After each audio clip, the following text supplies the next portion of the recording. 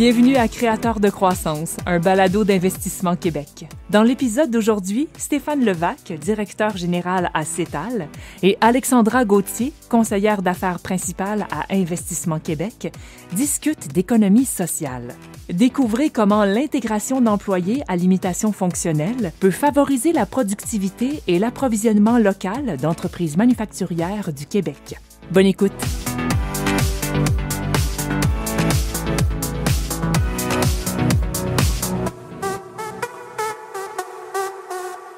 Bonjour Stéphane. Bonjour Alexandra. Ça me fait vraiment plaisir de discuter avec toi d'économie sociale aujourd'hui et de l'impact que ce modèle a sur tout l'écosystème entrepreneurial au Québec. On parle à la fois sur les enjeux de main-d'œuvre, de productivité et d'inclusion, des sujets que je t'avoue que j'entends parler quotidiennement dans mon rôle d'accompagnement des entreprises là, chez Investissement Québec. De ton côté, chez CETAL, il faut le mentionner, tu es là depuis très longtemps en titre de directeur général. Combien d'années, Stéphane, déjà? Ça va faire 20 ans bientôt. Alors, ce modèle-là de chez CETAL, tu le connais très bien, mais avant d'entrer dans le vif du sujet, j'aimerais que tu me parles de ce qu'est et ce que fait CETAL aujourd'hui en 2023 et du modèle d'affaires. Bien, merci. Écoute, Alexandra, c'est sûr que pour nous, CETAL aujourd'hui en 2023, c'est un peu différent de ses débuts il y a 40 ans, mais pour nous aujourd'hui, c'est vraiment une entreprise qui se dédie à la sous-traitance industrielle. Donc, on de plus en plus la main-d'œuvre qui est dirigée ou les employés qui sont dirigés chez nous. Donc, comme on est une entreprise adaptée, notre mission, c'est d'embaucher des personnes qui ont des limitations.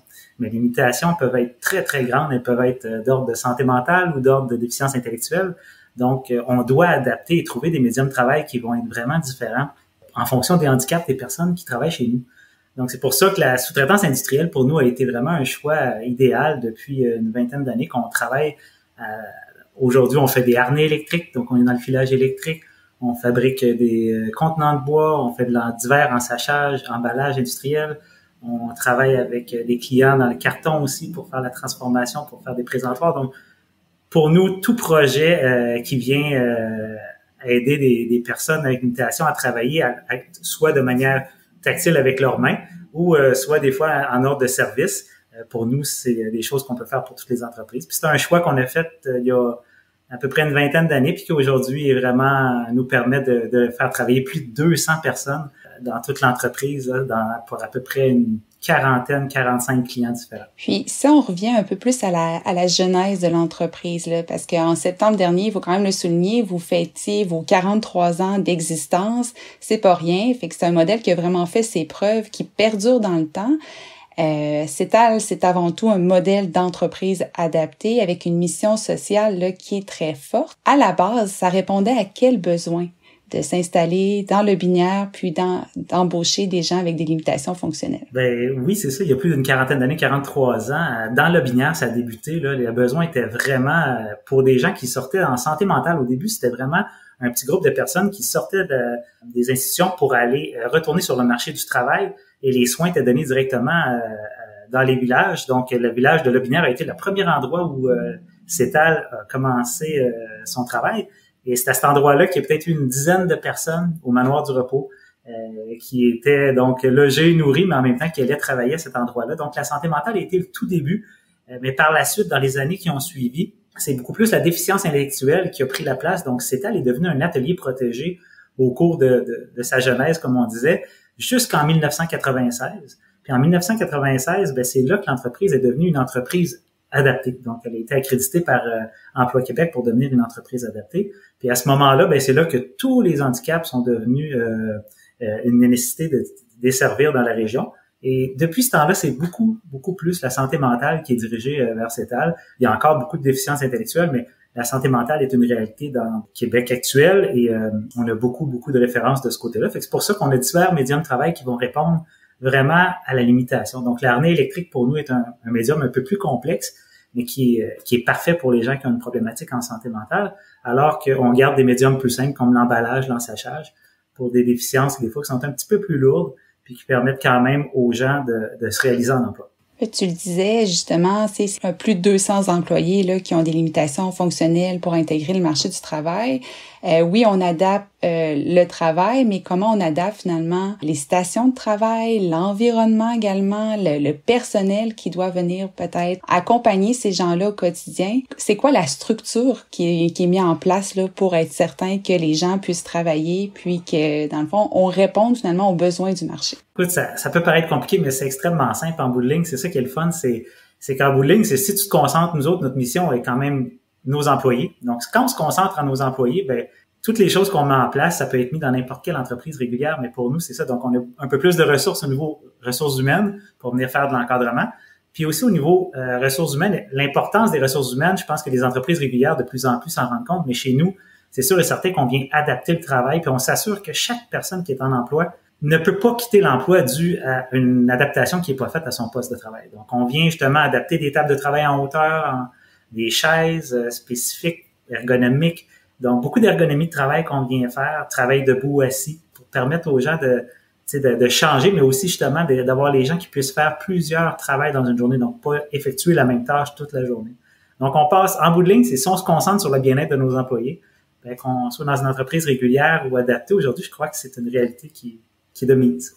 Oui, puis tu sais, c'est un enjeu que moi j'entends parler quotidiennement, la main-d'œuvre. Fait que tu sais, vous avez su vraiment l'adapter pour finalement répondre aux besoins.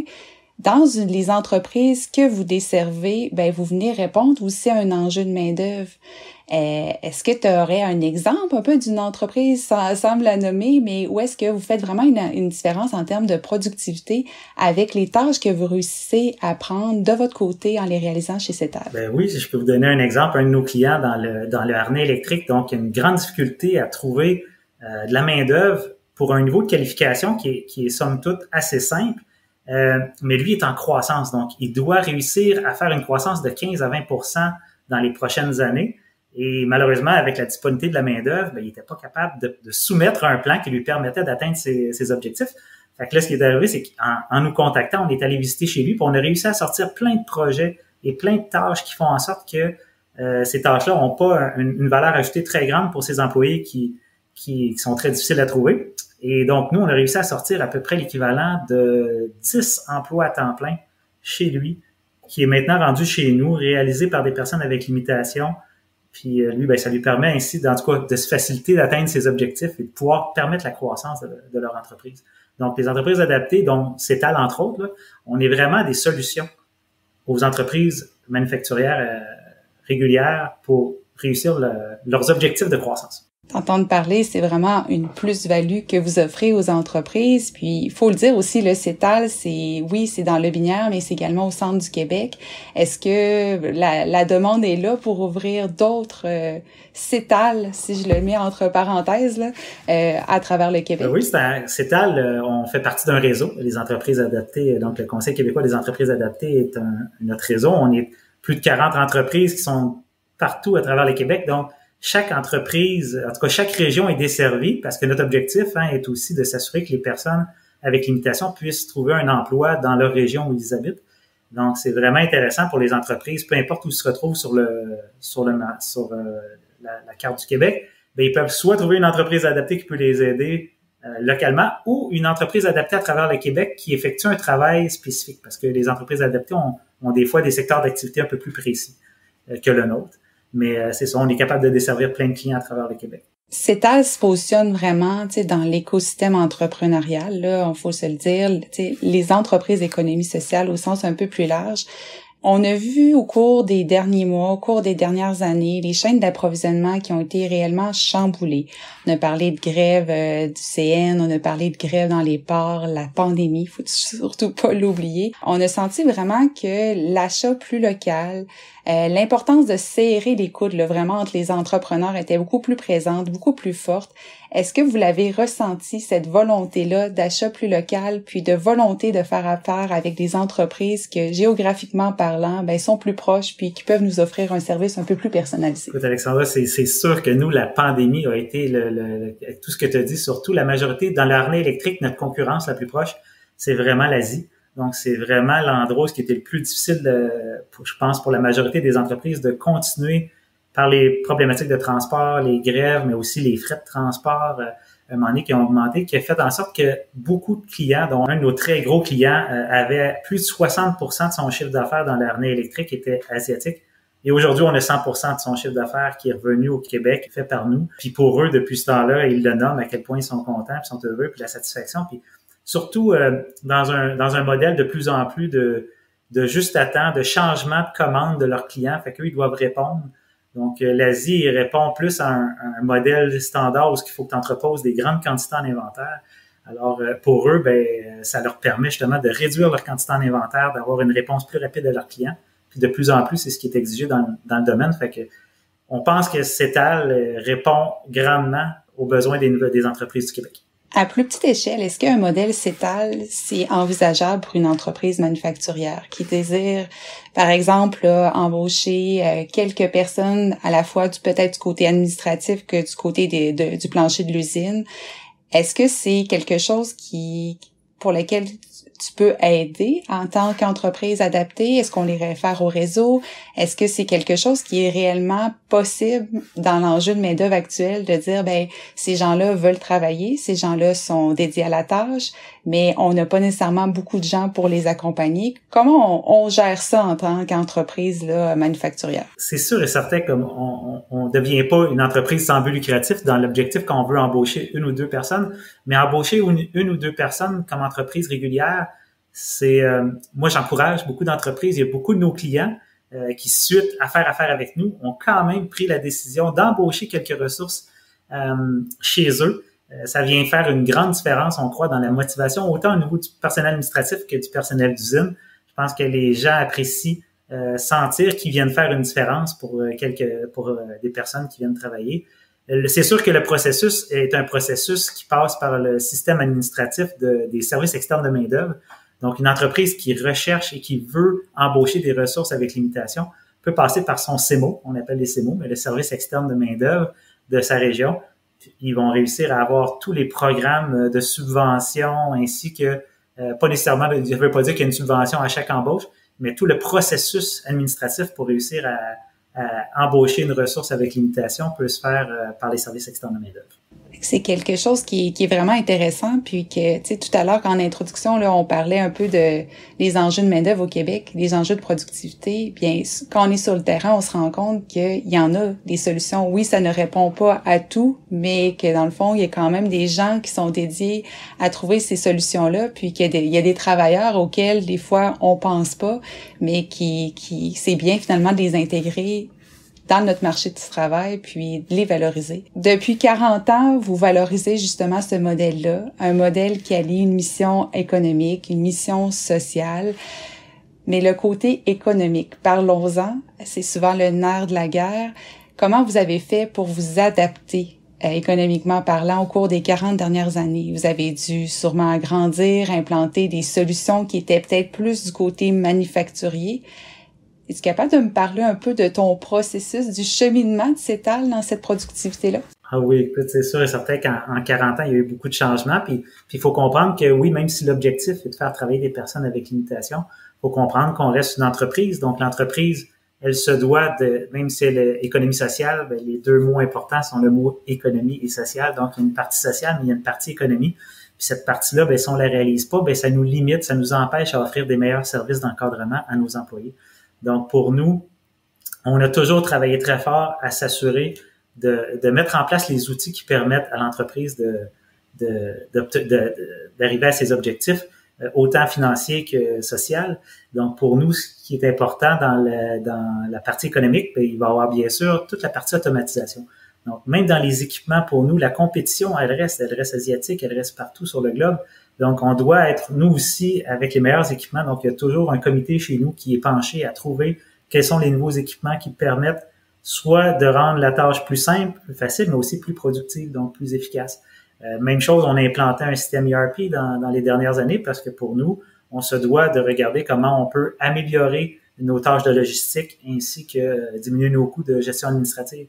Donc, vraiment, vraiment beaucoup de choses qui sont faites de notre côté depuis 40 ans. On a un comité qui est dédié dans sa gestion à toute l'analyse des technologies dans l'organisation. Donc, on se considère vraiment comme une entreprise régulière normale qui doit trouver des solutions à travers l'ensemble des secteurs d'activité dans lesquels on travaille. À titre d'entreprise qui offre des services, des produits quand même très différents, est-ce que l'innovation fait aussi partie de CETAL, de ses valeurs? Nous, l'innovation, on va en parler de deux manières. On a une approche innovatrice, oui, en termes de productivité. Donc, on fait affaire des fois avec, c'est le fun parce que dans notre milieu, on va travailler avec les différents, comme on travaille avec Innovem, qui est une organisation du Cégep de Victoriaville, qui est venue nous aider dans toute notre chaîne de travail directement sur le plancher. Donc, on est venu innover sur les méthodes de travail.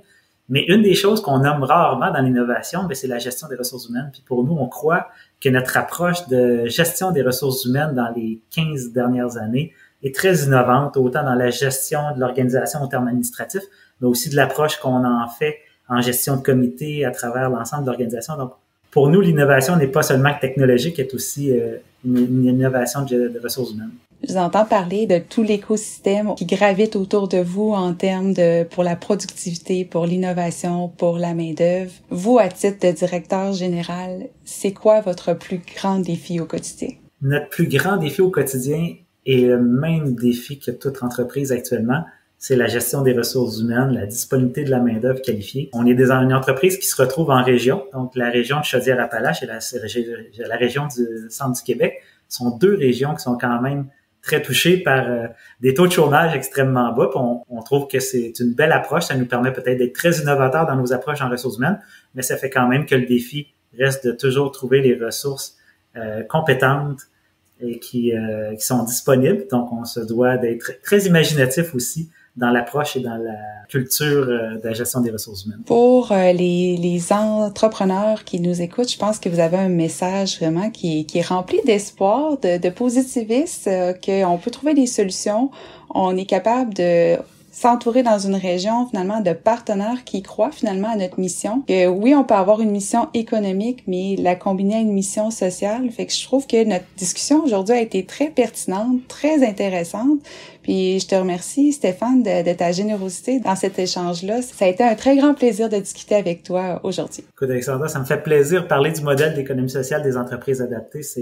C'est tout le temps un plaisir pour moi parce que je crois que c'est une solution extraordinaire pour l'ensemble des entreprises du Québec. On est connu, peut-être pas de tous, mais je pense que de plus en plus, on gagne à être connu. Et je crois sincèrement que le Québec a entre les mains tous les outils pour passer à travers cette crise de manque de ressources humaines qu'on a dans les prochaines années. Voilà. Merci, Stéphane. Merci. Merci d'avoir été à l'écoute. On espère que vous avez apprécié cet épisode de la série Créateurs de croissance, conçu et réalisé par Investissement Québec. Pour écouter tous les épisodes, visitez le investquebec.com/balado. À très bientôt.